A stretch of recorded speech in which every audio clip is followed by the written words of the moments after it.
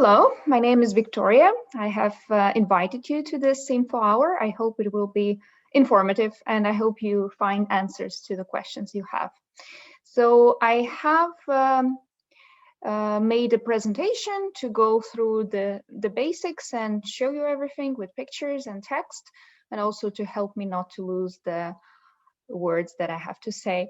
It's very nice that there's quite a few of us, so it's not a very small group and not a huge group, so we can actually talk if there are any questions. So great. Also, I see that there are very different backgrounds, so you're representing different areas of education, also different subjects, which is really cool, actually, that you were interested in this format. And I think it's really shows that it is a very diverse method that can be used by different levels of education and also different subjects. Okay, so I'm going to start my presentation, but before I do that, I'm going to use the opportunity that I see your faces and I can also see my face, because when I will start showing, I will not be seeing anything. So my name is Victoria, and I'm UNESCO EstMUN coordinator in Estonia. But in Estonia, we have this a little bit special situation where I am not a worker of the UNESCO Commission, but I'm a worker in one NGO Mondo. And this NGO deals with development cooperation, also humanitarian aid, and my sphere of work is global education. So mostly I deal with different kinds of projects on global education, and UNESCO coordinating the UNESCO ESPNet is one of the projects or one of the works that I'm doing. So I'm very proud to be leading EstMUN for the last 3 years. This will be my fourth, I think. So yeah, starting from in 2018, I have taken up this team of volunteers and we have been doing something that I'm going to talk about. So I'm going to show my presentation. If you feel that you have a question, you can write it in the chat, or you can use the mic because I will not be seeing your faces when I'm sharing. All right, so the first slide is just the first slide. So I'm going to talk about Estonian Model United Nations this season, and as we shortly name it, it's EstMUN or EstMUN, however you like it. There are many logos at the bottom because, as I said, I work in an NGO, so most of my work is project work, and also when dealing with different kinds of activities, we also show our partners and our benefit, like our sponsors. So in this case, this activity is happening in the framework of UNESCO ESPNet. It is, we lead this network in Estonia together with Tartu Nature House, which is environmental center. And of course, we are advised by the UNESCO Commission in Estonia. And we are sponsored by the Ministry of Education and the Ministry of Foreign Affairs. The Ministry of Foreign Affairs in the last years have been sponsored us from the political department, and of course they were really interested in this work because Estonia is now the United Nations Security Council member, so that's why it was really important for Estonia that we're doing this work. So first slide is about our network. This picture, I think it's from 2019. So in Estonia, our network is 40 plus schools.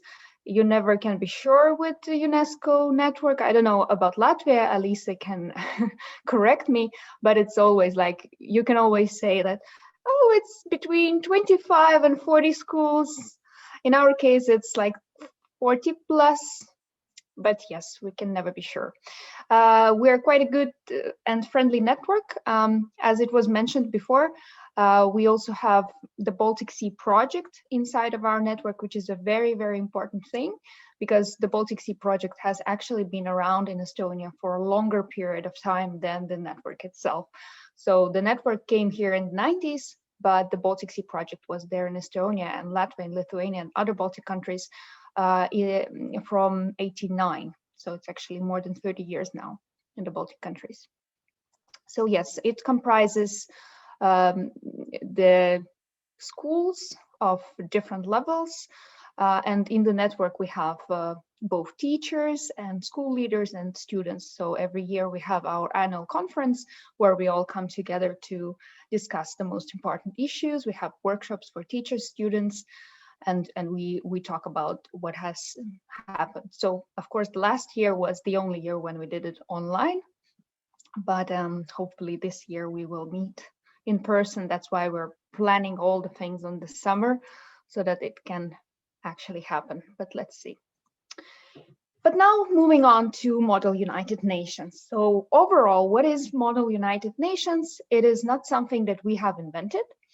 On these pictures, you see young people dressed in business attire. You also see the UN flag at the back, and you see the SDGs at the back. So it all is related to this format. So it's basically an educational role play that allows participants to learn about UN decision-making process through personal experience. And such simulations are being organized around the world for high schools or university students. Different MUNs add specific features or to the traditional format to meet their participants' skill level and interest. So basically, what I can say from my heart is that this role play means that students get a role that they have to play throughout the conference, and they shouldn't be coming out of that role. And usually it is a role of a delegate of a certain UN country. Also, to make the matters more specific, they're given a committee that they're working in. So, for example, they're working together in UNSC, and they're discussing some matters of international security or some kind of crisis that is happening in the world. But before they do that, of course, they have to learn about the crisis. They have to learn about their country. They have to learn about what are the standpoints of this country or the delegations before in the history of UN. So, and we spice it up with different things.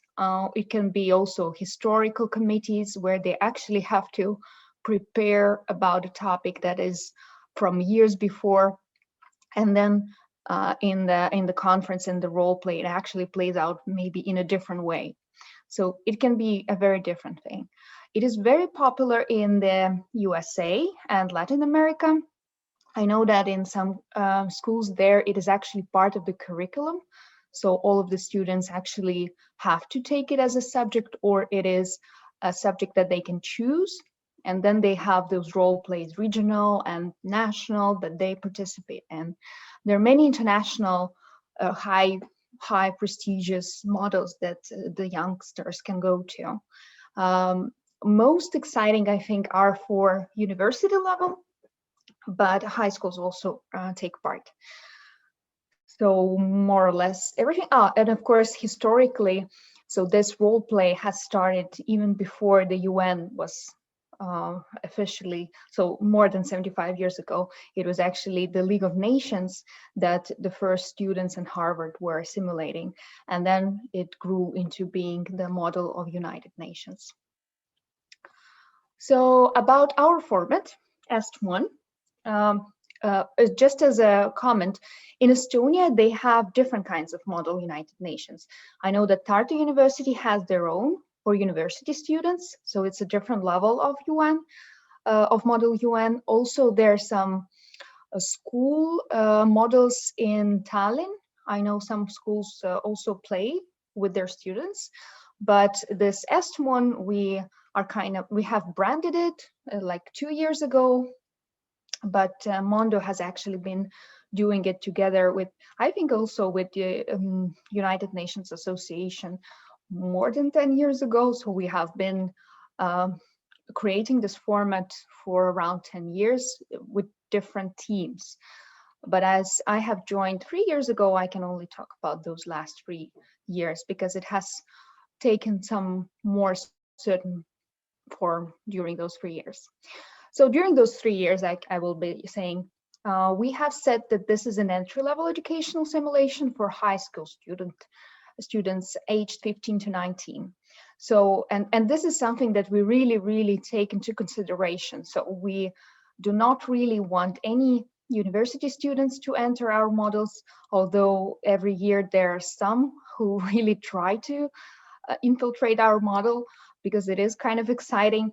But why we are strict with that is that we know that if we have a 9th grader who is 15 years old, they might be shy about their English, they might be also modest in their knowledge of UN, and they really, really are taking their first steps in this international relations. It might be even their first international event. And if we take them and we pair them with a student of a university who has like a lot of experience and they're well spoken, then unfortunately and naturally the university student will just outshine the young one. So we really want those 15, 16, 17-year-olds to have a chance to shine, and we want those 18, 19-year-olds also to have a possibility to be experts. So that's why we keep it on a high school level. And we also know that it means that a high percentage of our participants will be doing this for the first time in their life.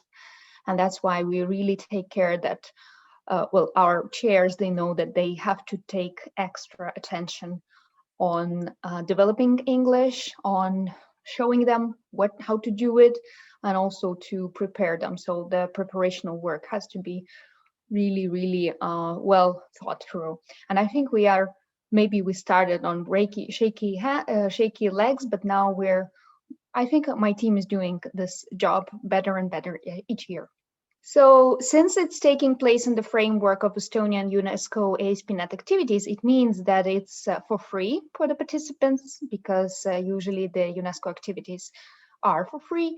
And it also means that we are kind of keeping a high standard that UNESCO is agreeing with, and also the Ministry of Foreign Affairs and the Ministry of Education are sponsoring us. So that's really shows the brand. Of course, that also means that I have to be super careful about what is happening on the model, and I take that responsibility fully.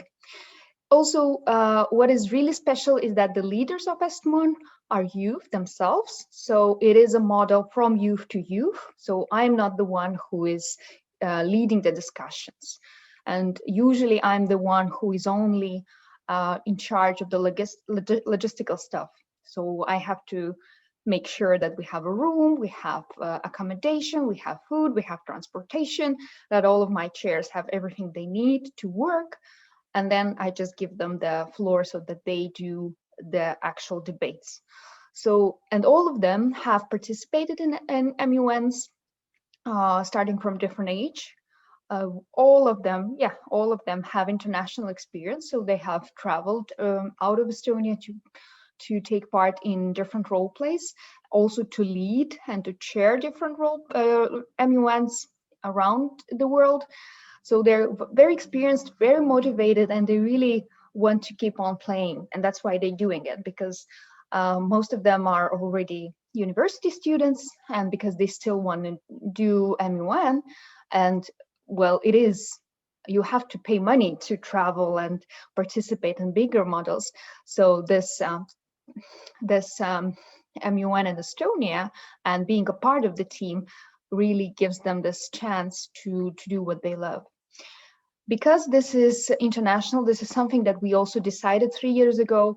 At first, we thought that maybe preparational work could be in Estonian, but then we thought that why do we do it in Estonian? And then at the last stage at the conference, we have it in English. The students will gain a lot more if starting from the beginning, the whole process is in English. And also because in Estonia, we have Russian speaking and Estonian speaking schools. To bring them both on the central floor and give them equal opportunities, we decided that English is the best option. And it has proved to be successful. It has proved to be really well perceived by the students. So we are keeping that as one of our choices. And of course, the team, since they're doing this every year, they really want to try new stuff. Last year, they have done the historical UNSC. So they played out the Cuban Missile Crisis in their committee. But since last year was a little bit different, it was online. It was quite a small committee. But before that, what we did 2 years ago, they created a night crisis. So they had this surprise waking up of one of the committees. So the UNSC had to wake up in the middle of the night and go deal with them digital hacking terror attack, which was of course made up. Then for 3 years now, we have the media team, which is a team of alternative players on EstMUN. So if most of the youth, they play some kind of delegates, and they have to be very official, they have to watch their language, they have to watch their etiquette, they have to speak in a certain manner. Then we also have this group of journalists who are given different kinds of media outlets that they have to represent.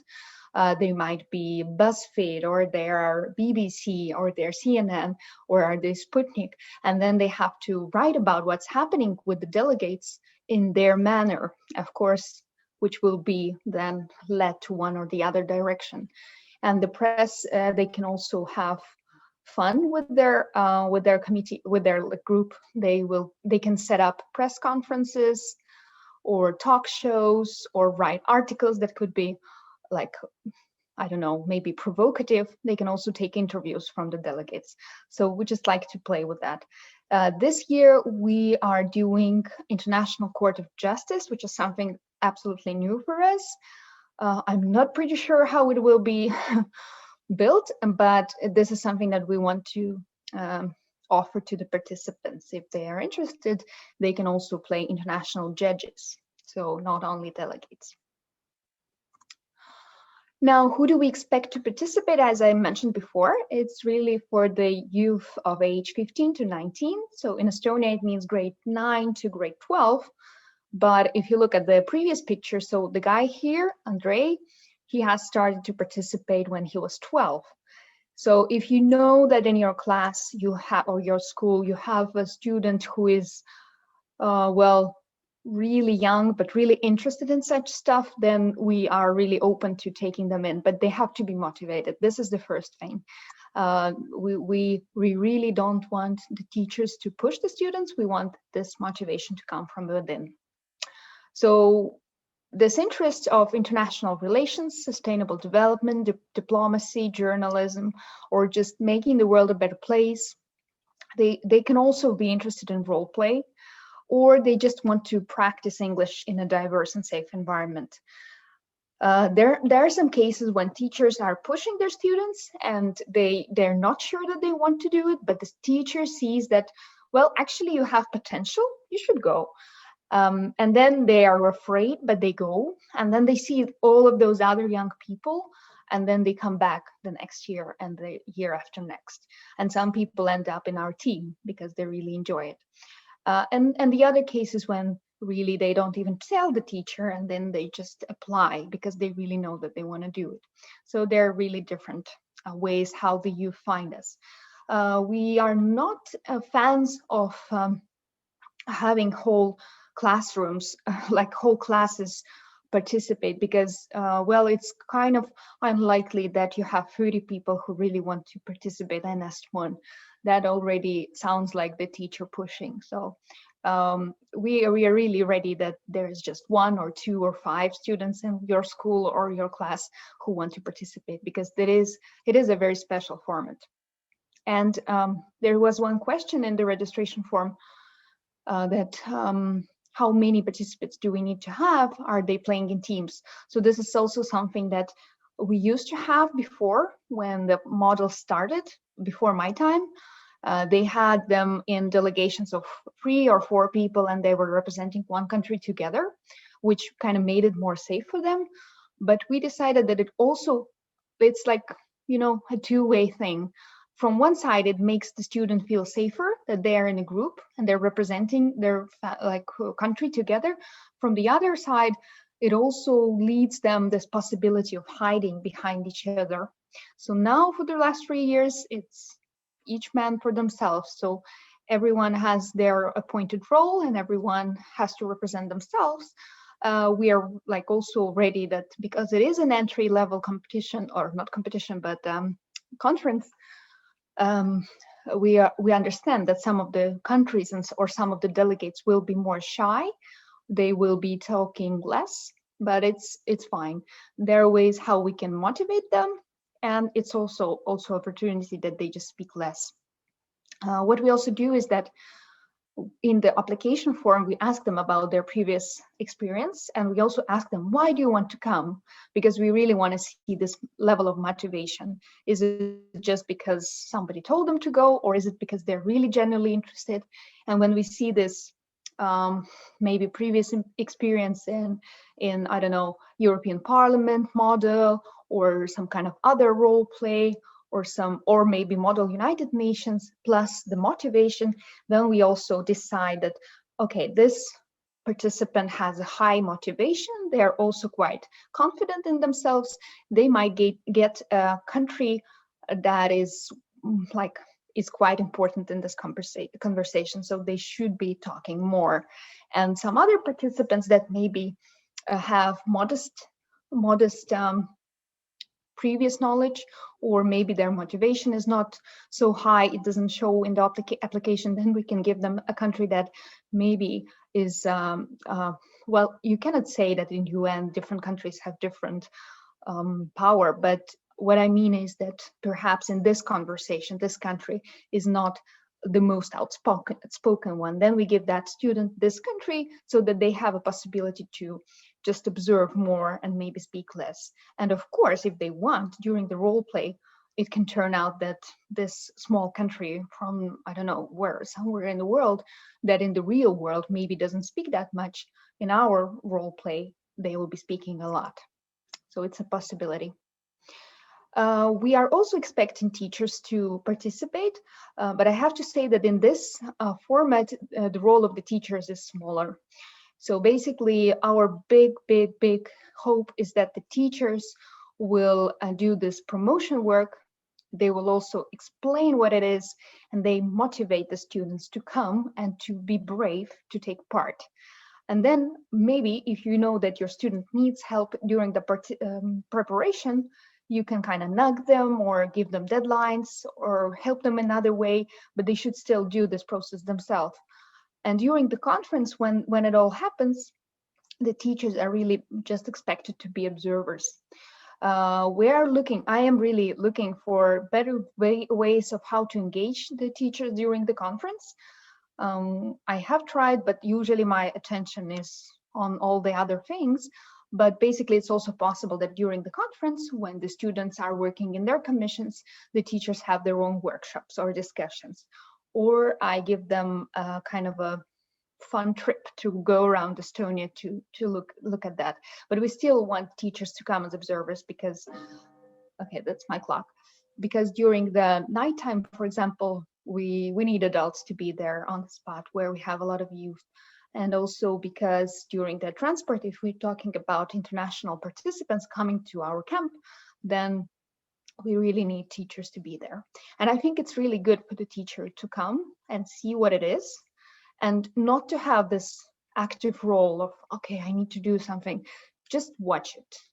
Because if you watch it once, then you know what it is. And then the next year you can participate, you can motivate your student to come there. I even have cases where the teacher had some students recruited to the model, and then at the last moment, as youth are, they all canceled or something happened and they couldn't come. So the teacher just came alone without her students, and she was so happy because she didn't have to deal with her students, but she could actually observe, and the next year she could promote this event to the others. So this also is a possibility. But I'm talking about the conference, what it is. So basically, each year, the program has several like stations, but the biggest thing that we have during each year is the conference, the 3-day Model United Nation conference, where the General Assembly comes together and we have the workshop. So for this year, we have planned it for June 10th to 13th. We usually have planned our conferences in April, in Estonian April break, but since the situation is what it is, this year we decided that we need to push it as much back as we can to the summer, but we cannot push it to August because August is already new school year, and students after school break and also teachers after school break might not be ready to come back from the break to participate in this event. So it still has to be kind of the school year, but it also had to be this time where pandemic wise it would be most safe. So now we have set the dates on June 10th to 13th. It is still last days of schools for Estonia. Not sure about Latvia and Lithuania, but hopefully the students can participate either way, even if it's a break or even if it's not the break, maybe it's last days of school, because it's actually they're learning, so it's not just like a camp to hang out. And this 3 days, maybe at first it looks like, wow, 3 days just debating about UN, it sounds boring, but it's not. You saw pictures from before, they were from our conferences in 2018 and 2019. So there will be blocks of work. So the first day they will just come together and we will be socializing to meet them, to show them who we are, also to show them around, where's the place, where's the campus, where they can eat, sleep, and so like other stuff like that. During the first night, we also usually have smaller socializing in their own committees, because they are usually working in separate committees. And then so usually the first day is Thursday, like kind of the evening of Thursday. On Friday we have the UN General Assembly, where everyone is in their business attire. They come together in one hall, and then they have their opening speeches. So they already are representing their countries, and they're talking about their agenda, why they came here during this General Assembly, and what are the issues that they are going to talk about. After that, they split into different committees and they start working on their resolutions about the topic that they have been preparing to at home. And this work in committees is split into several sessions. In between sessions, they of course have lunch and coffee breaks. That's the place where the media can actually take interviews and stuff like that. In the evenings, we have socializing again. It's different each year, so I'm not going to be like, we don't have agenda for this year yet. And basically during Friday and Saturday, they're working on the consensus in each of the committees. So they need to have their resolutions ready to be presented during the General Assembly on Sunday. On Saturday evening, we usually have a party, also very different each year. And on Sunday, we come back together in a big room to have a General Assembly where each committee shows their resolution. We go through it. If there are any amendments, last minute amendments, they take it, and then they vote on those resolutions. And then we finish the whole thing. On the last day, we usually also have this awards, because each committee, they are taking notes during the 3 days, and they really spot the students that they would want to motivate at the end. So we usually have such awards as best position paper, the most active delegate. It can also vary from year to year. So the chairs might find other ways to motivate the students. In normal times, we also can actually promote some of the participants to go to international conferences later if we spot someone that is really motivated and a good player. So about this year, I know this is a question, and it's still an open question for me as well. So of course, plan A is to have it all as we used to have 2 years ago and 3 years ago. Physically, everyone comes together. The place would be then Tampsalu Gymnasium, which is in the middle of Estonia. Really nice place, separate one. It would mean that the students would be sleeping in the school. Some years we have a boarding house. This year it would be sleeping like on the mattresses on the floor of the school, which might sound uncomfortable, but it's really fun for the youth. For the teachers, we would also have this sports center. Like there will be beds for the teachers. There's not enough beds for all the students, but for the teachers, yes. So it's like scenario in a rose glasses, the best one. But I'm losing hope that this is possible during the situation in Estonia with our yeah, COVID. So there might be a possibility that we will have a hybrid. So perhaps the students from Estonia can actually come together to the school, and then we will be setting up technology in a way that we can also take calls from the other participants who are foreign. They will be participating online and they will be seeing what's happening in our rooms, and then we will have this kind of hybrid conference. So this is another possibility. And the third one is having it fully online, as we had to do last year. But I think last year um, it was completely in Zoom. This year, if we do it online, we will probably then have some parts that will be also in Zoom, but they will be taken with a camera. So at least from our part, we will be in an actual room. You will see the full body, not just the face. So it will be a different kind of online event. I'm still hoping for A, thinking that B is quite possible. I don't want C, but it might also be that. And that's the main reason why we haven't opened registration yet, because last year we opened registration, of course, like in December, and for April we had participants. Then in March, it turned out that we cannot have the event in April. We pushed it to the end of August, then we again couldn't have it. So we basically need to have pre-registrations.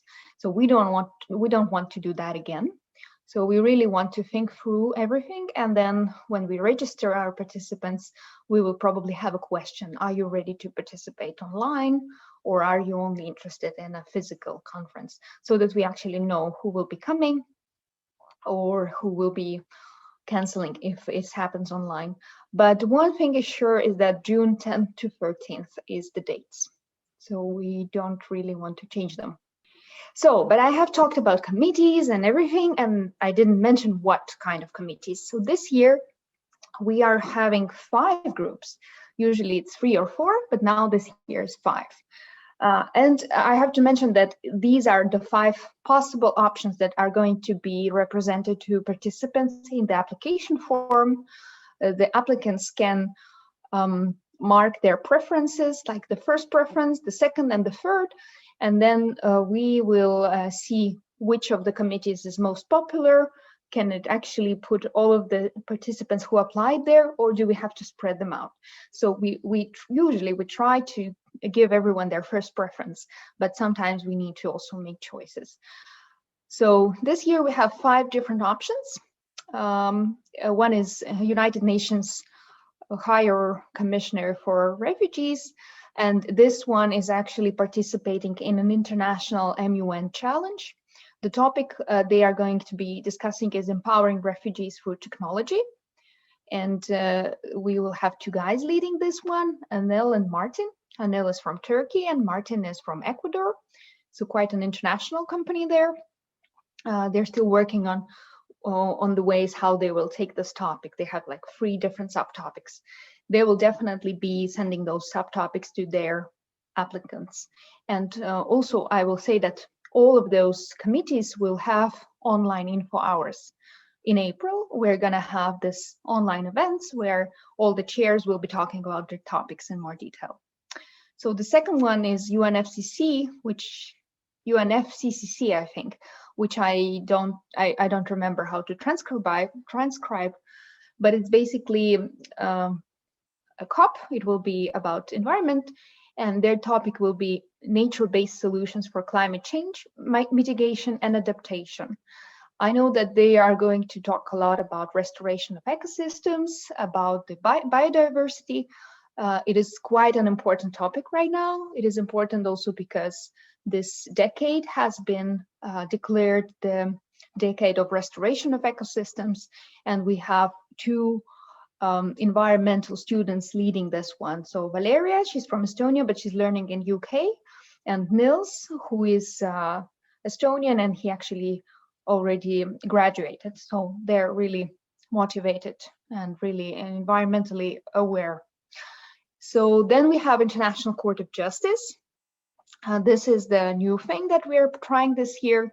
They will be dealing with human rights violations in regards to the pandemic. So most probably they are going to take a conflict or some kind of situation on the border of 2 or 3 countries where there is problems with moving because of COVID. And then those judges will gonna be discussing that case. We have there one student from Tartu University she's studying to be a lawyer. Also one human rights student from Ukraine, from actually East Ukraine, the conflict area. And we have one student who is now learning in France, but she's originally from Estonia.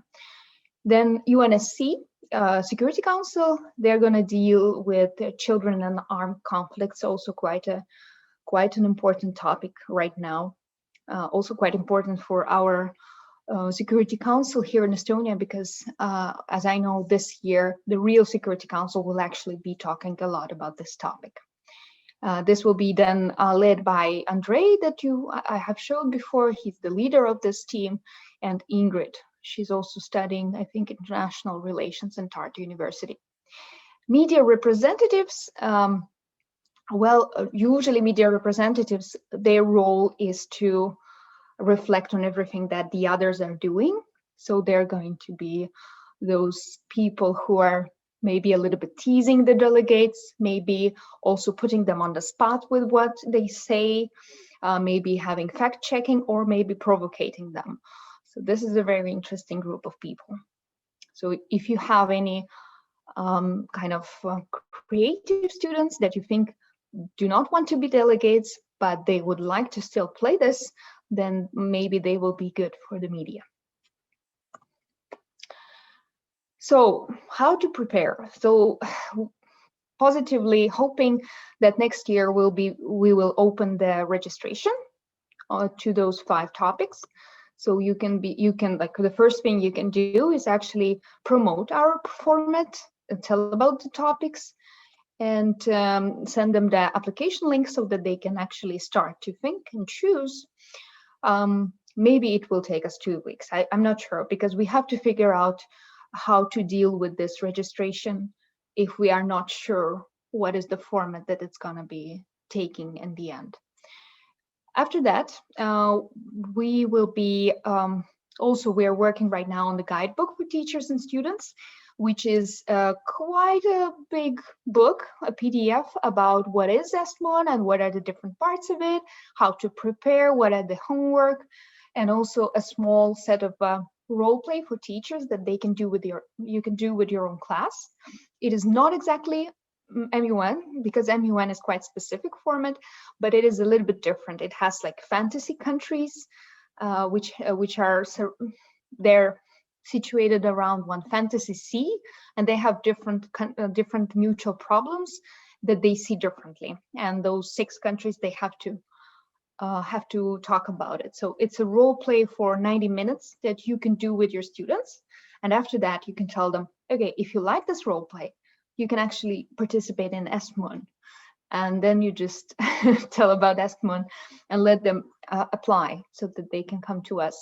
I know that in Latvia, you're probably also doing mini simulations or mini models. We usually also did them every year. This year, we're still thinking about if we're going to do them or not. Probably we cannot have them physically. So we're thinking if we're instead going to have some kind of workshops or video tutorials about the format of the game. So this is not in the list because we're not sure how we can do it. But what we have is videos available on YouTube. I'm not sure. I will show them later because I'm not sure it will gonna show you, because now I'm only sharing the presentation and it's gonna be in a browser. As I mentioned before, in April, we want to also have webinars about different topics where the chairs are going to be talking about their topic. So it's going to be 5 different webinars or like info hours where the students can already participate and they can learn more about the topic and the format. And of course, if they apply, they're going to get info pack about the background of their topic. They will going to find out what country they are, and they're going to have to write a position paper. It means that they will going to have to research about what's the topic, what is my stance on it, and they are going to have to write about it. Because if they don't do that, they usually will be struggling with the role play, with the with debating about their position. So yes, and I'm not sure. I think I've mentioned everything. So this is an open question, and first I'm going to go through the questions that you sent to me during registration. Okay, I have Asta coming. Okay, on this picture you see our team. So basically last year, when we also had to plan this thing all over again 3 times in different formats, I don't want to do that nightmare again. That's why I'm being very cautious with planning and opening registration this year. So basically, in the end, we had a fully online EstMUN, but our team still came together. So we were physically in one place because we really needed to cooperate between us. And 2 girls were participating from their universities in UK and France. So this is how we worked last year. We hope this year will be better, but let's see. So you asked how many students could take part in EstMUN 2021. I understand it was mostly probably about how many from your school. It's not limited. Anyone can apply. We haven't had a situation before where we need to really reject anyone. It might happen this year that due to COVID, we have some kind of restrictions, but I still think that we have 5 groups, and I think we have enough places, at least for an online game. Of course, if we're talking about the physical one, there would be restrictions about how to use the rooms, but we just first need to see who applies, and then we're going to go into making choices. If you're asking about how many overall, it's a hard question because 2 years ago we had 100 together with teachers and together with our team. It was around 100 people together in one place. Last year also around 80 or 90 applied, but in the end, because it all moved online and it all moved to October instead of April, then we only had 30 or 40 people online. This year, we really hope it's 60, 70 people at least. So we're going for 15 people in each committee and maybe media smaller. But let's see how many apply, how many are actually interested. But this is also why I wanted to start with conversation with you, the teachers, because I wanted this to be explained to you first because when students apply, we don't know if they're serious or not. And we think that they're going to participate, and then the last week or even day before EstMUN starts, we still get rejections, and they say like, "Oh, I cannot come. I forgot something." But because we need to build it and we need to plan how the role play will go, we need to have US in one of the committees, or we need to have Russia, or we need to have Germany. Depending on the topic, it's really important to have one or the other country. And when we don't know about the students, we don't know how motivated they are. It is for us like a gamble. We are giving them countries, we're giving them responsibility, and then unfortunately they don't show for the model, which is really, really sad. It means that our chairs will need to fantasize some ways how to make this discussion work without those countries. So that's why it's not important how many students you have, but most important is you need to have all of them motivated and they really want to come. So how will the game be held if there's pandemic time? So I mentioned it before, we are ready for 3 scenarios. Of course, we would like it to be physical, but now we're being realistic. We understand that it might be hybrid or online. And if it's online, we're going to go and think about how to make it more, doable so that they don't be very, very tired. Last year, our online model, I think it turned out quite well for the ones who showed up. We didn't have very long hours. We had shorter sessions, and we were really prepared to work online. And we are quite good on Zoom with the breakout rooms and everything, so it can be done. The format of the EstMUN, I hope I covered, and materials. Well, that's a good question because basically my responsibility is the logistics, But I know that my team, they have already put together their own rules of procedure. They also have their own ways of how to chair the committees. They tell me that it's a classical one that they use internationally, but I know that they have their own perks as well. Of course, they use those diplomatic language that is used in Model UN and actual UN. The target audience, as I said, youth 15 to 19. We really want to keep it high school, maybe middle school, and students as much as you have from your school. So did I cover most of it? How does it sound? Do you have any questions left? Thank you, Victoria. It was very, very clear now. The idea is clear. The three scenario is also clear for us. Yeah, that's why we are going to wait for your materials now. I understood. Yeah.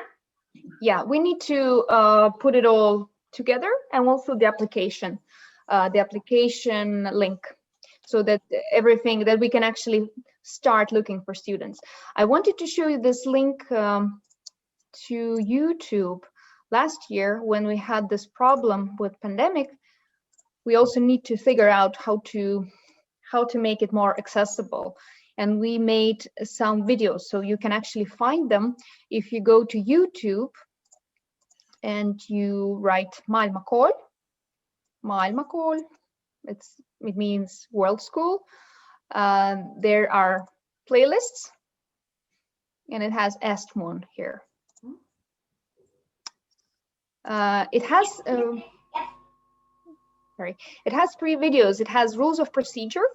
It's a longer video, 16 and a half, like 16:26. Well, it basically shows how they do the EstMUN.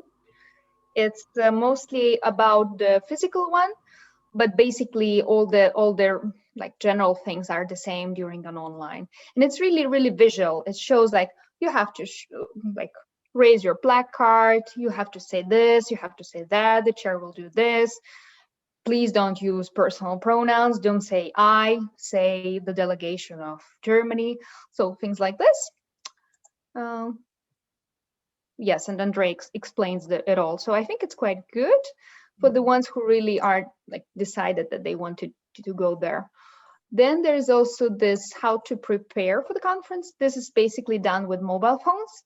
Our chairs give some little tips about how to prepare before you go to EstMUN. So how to do your homework, basically. And yes, this is a very encouraging video. And the third one is decorum. This is a funny one because it's kind of about the etiquette. I think it's quite short, it's 4 minutes, but it took us a while to film it. It's like basically about what to do and what not to do during EstMUN. So I think it's easy to watch because it's a little bit funny. So it's about also what to wear and what not to wear, because 15 and 16 and 17-year-olds, they might want to put a mini skirt on or go with ripped jeans, and we kind of show them that, yeah, this is a good look and the other one might be not so good. So video like this. Yeah. So Maailmakool, and then you look at EstMUN. So maybe we're gonna do some other videos this spring, but I don't promise yet.